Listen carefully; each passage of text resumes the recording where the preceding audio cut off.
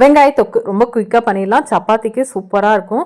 So இதுக்கு நான் இன்றைக்கி ஒரு 7 மீடியம் சைஸ் வெங்காயம் எடுத்துருக்கேன். பெரிய வெங்காயமாக இருந்தால் ஒரு 5 எடுத்துக்கோங்க. இது வந்து 4 பேத்துக்கு கரெக்டாக இருக்கும்.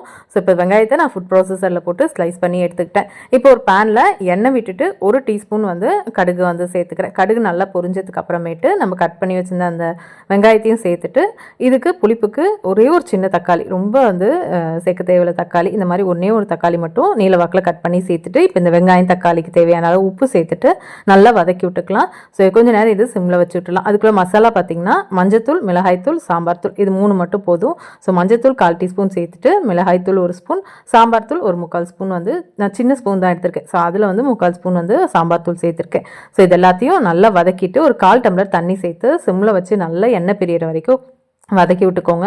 ஸோ நீங்கள் எண்ணெயிலே ஃபுல் அண்ட் ஃபுல் வதக்கிறதுனாலும் வதக்கலாம். அது மாதிரி வதக்கும் போது ஒரு 2 நாள் கூட நம்ம இந்த வெங்காயத்துக்கு ஸ்டோர் பண்ணி வச்சுக்கலாம். ஸோ நான் இன்றைக்கி கொஞ்சமாக தண்ணி விட்டுக்கிட்டேன். ஸோ ஒரு கொஞ்சம் நேரம் சிம்மில் வந்து அது இருக்கட்டும். எண்ணெய் பிரிஞ்சு வச்சதுக்குமேட்டு அடுப்பு ஆஃப் பண்ணிக்கலாம். சாத்துக்குடி ஜூஸ் வந்து போட்டிருந்தோம். ஆனால் அது என்னாச்சுன்னா குட்டி குட்டி பழமாக போயிடுச்சு. அது நல்ல புளிப்பாக இருந்துச்சு. அதனால் கொஞ்சம் சுகர் மட்டும் இந்த டைம் சேர்த்துக்கிட்டேன்.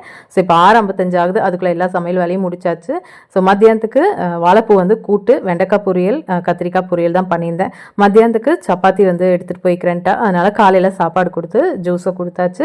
ஸோ 7:30 மணிக்கெலாம் பஸ் ஏறணும். ஜெயிஸ்தா ஸ்கூல் லைஃப் தான். 7-7:30 பஸ் ஏறிட்டு இருந்தானா, இப்போ காலேஜும் அதே மாதிரி தான். அதுவும் ஈவினிங் காலேஜ் விட்டுற டைம் பார்த்திங்கன்னா 5 மணிக்கு தான் விடுறாங்க. ஸோ பாவமாக இருக்கு பிள்ளை பார்க்கவே.